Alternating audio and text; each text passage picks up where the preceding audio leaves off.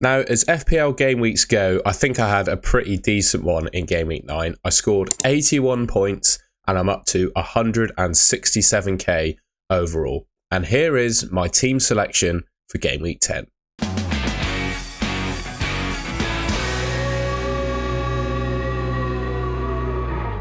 Now, I'll start off just by looking at goalkeepers and defenders then. So I've got 0.3 million in the bank and 2 free transfers available to use. So I could do something with this team.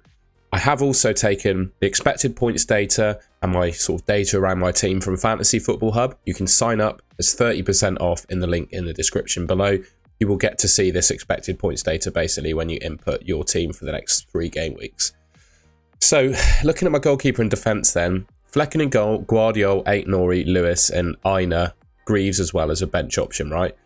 Don't think I necessarily need to do anything with Greaves right now. I think Aina is perfectly decent bench cover and also have another player on my bench. Obviously, you can guess there's one player missing here. So Greaves I don't think is a priority transfer out just yet. Guardiola, Aït-Nouri, Lewis and Aina, I think very decent 4 defenders to pick from. Right now, I think I'm favouring going for Aït-Nouri because, well, I do think Crystal Palace have struggled to score goals this season, albeit they have just beaten Spurs 1-0. And Aït-Nouri has just been absolutely exceptional from an attacking point of view. So I think he just edges it for me over Aina. The one player here I could potentially look to get rid of, though, is Flecken.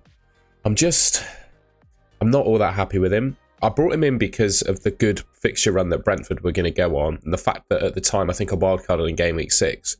At the time, he was the goalkeeper that was leading the league in terms of saves. I think he's still in and around those top goalkeepers for saves, but he still hasn't kept a clean sheet yet this season. So he's gone 9 game weeks without a clean sheet. And I say this in every video. I said it in my transfer plans as well. With goalkeepers, I think the best goalkeepers in FPL are ones that, you know, they keep an average amount of clean sheets and get pretty decent, consistent saves. That seems to be where we get top scoring goalkeepers from. I think of the likes of Pickford from last season. You know, he kept a decent amount, not like league leading or anything, a decent amount of clean sheets. I think they did 13. And he also just made consistent saves. And that's what propelled him to be the top scoring goalkeeper last season. So I think there are 2 goalkeepers in FPL right now, in my opinion, that will likely finish on the most points. And for me, although there's a little bit of doubt around one of them with Ten Hag leaving, but that would have been Onana, right? I think Onana was pretty decent. I think Man United will keep a kind of average amount of clean sheets this season, and Onana's going to get consistent saves. And also Jordan Pickford, right? Similar trend to what we saw last season. I think with Branthwaite coming back fit for Everton, they've also kept some clean sheets this season already. I think Pickford's going to be up there as well. So 2 potential replacements there for Flecken. And what I'll do, I'll just have a look at other top goalkeepers in the game as well.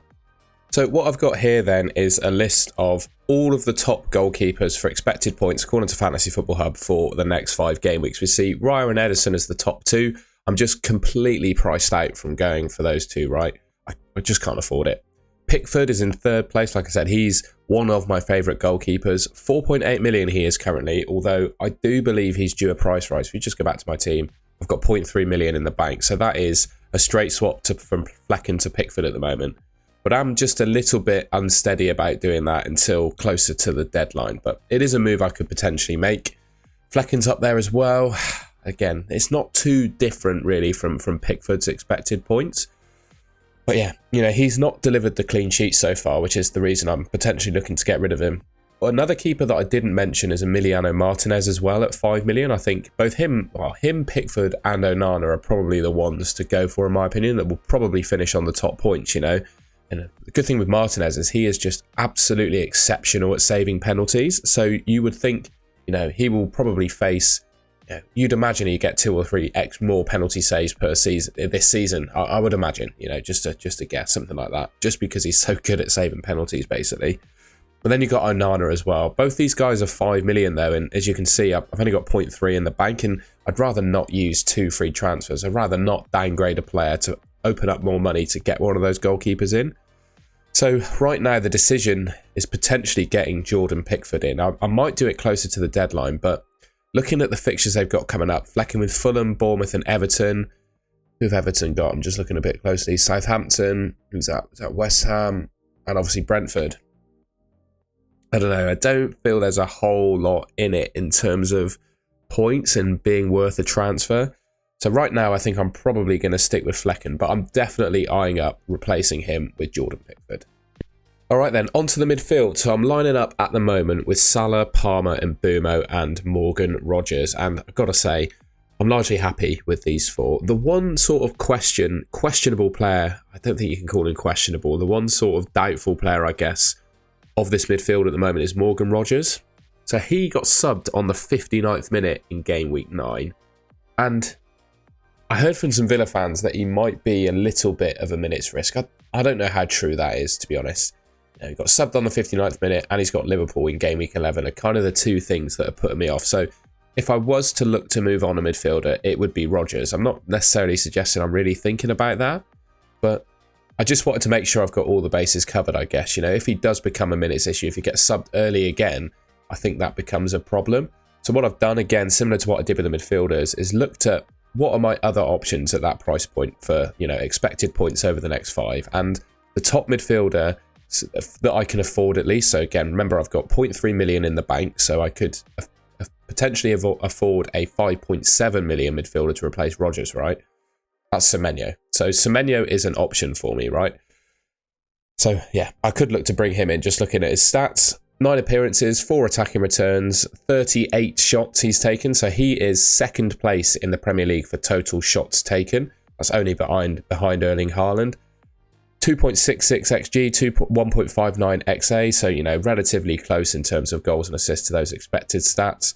4 big chances and created 2 big ones, so, you know, he's a dangerous player and probably the most dangerous alongside Rodgers at that price point. Game week 10, the fixtures, Man City at home, which is obviously tough.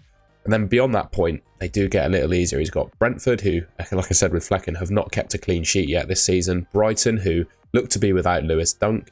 Wolves have conceded the most goals in the league this season, and then Tottenham, who definitely don't look all that strong defensively either. So he's a potential replacement for Rodgers. But right now, I think, you know, given Rodgers has got Tottenham, Semenyo's got Man City in game week 10, I'm not going to do anything right now, but I think I do have to be cognizant of potential early subs for Rodgers and assess as we go along. But right now, I don't see any reason to sell him.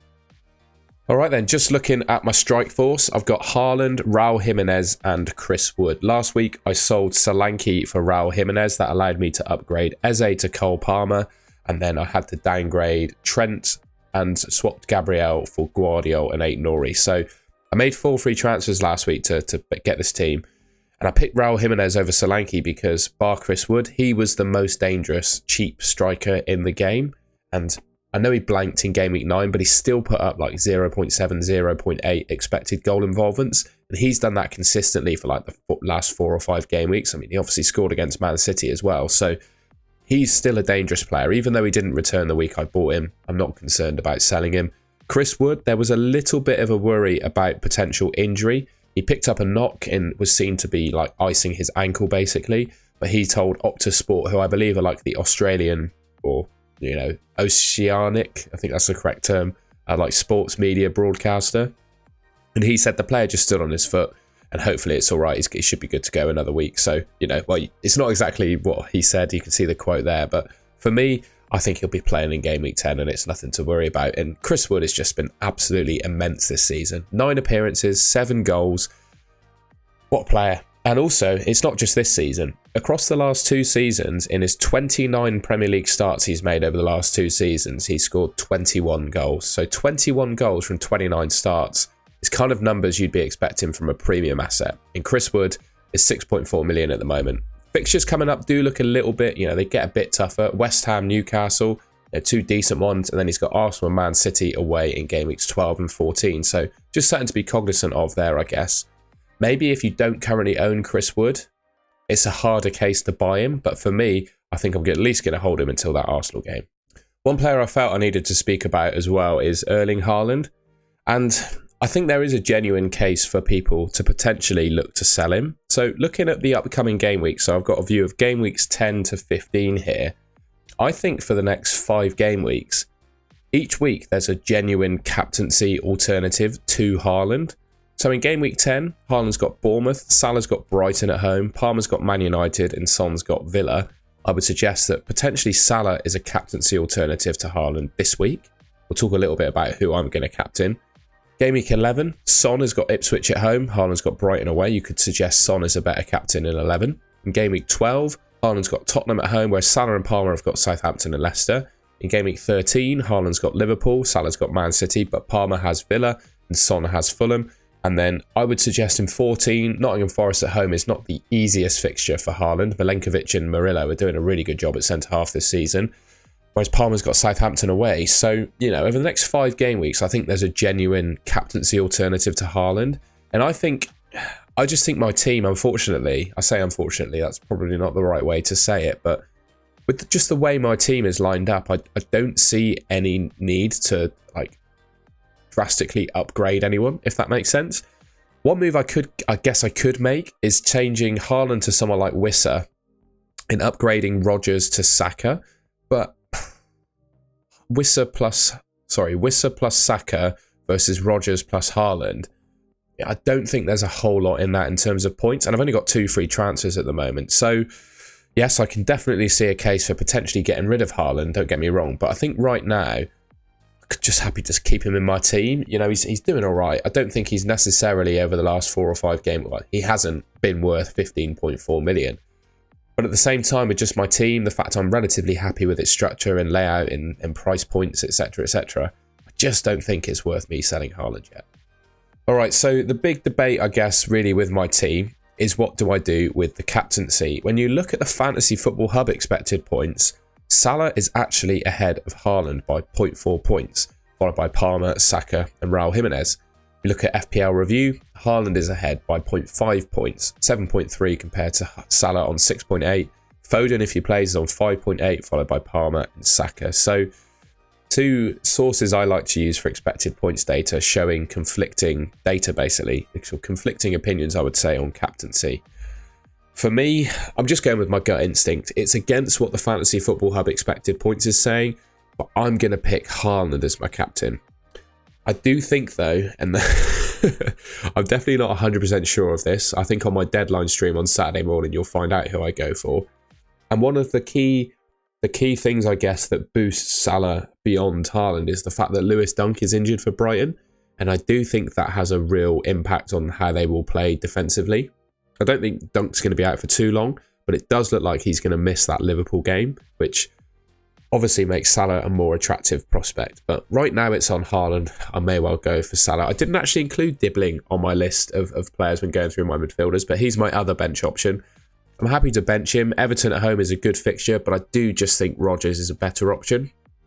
But, you know, if any of my forward line is injured, like Chris Wood, for example, you know, I would not be worried about Dibbling coming off my bench.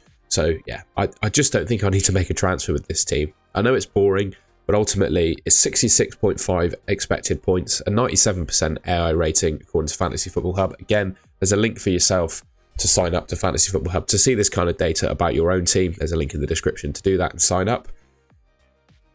Yeah, I just don't see a massive need to make a transfer here. And I'm really happy to go into next week, you know, unless there's any major injuries in the Carabao Cup midweek this week. You know, I'm happy to go in. I'll have 3 free transfers, 0.3 million in the bank. And I could potentially then swap my keeper. I could go Flecken to Pickford, Rodgers to Saka, Haaland to Wissa, something like that, to potentially completely change around my team and prepare myself for those, you know, the captaincy merry-go-round that we might have to go on to make sure I have the best captain each week, basically. Although I guess it would make sense to bring Son in over Saka if he's got Ipswich. But anyway, I think with my team at the moment, though, I'm just going to roll. All right, and that's the end of the video. I hope you enjoyed that and found it useful. If you did, please leave me a like rating on the video. Let me know in the comments if you do anything differently with this team. Like I said, I'm pretty set on rolling, I think, but you know, if your opinion's different, I'd be interested to hear it in the comments. If you haven't already, I think genuinely 75% of people that are watching my videos at the moment have not subscribed to the Golden Goal channel. I'm trying to hit 10,000 subscribers by, well, the end of the year, basically. So if you could help me do that, I'd really appreciate it. You can subscribe, press the button here on your screen. Yeah, I think that's everything. Thank you very much for watching, and I will catch you in my next video.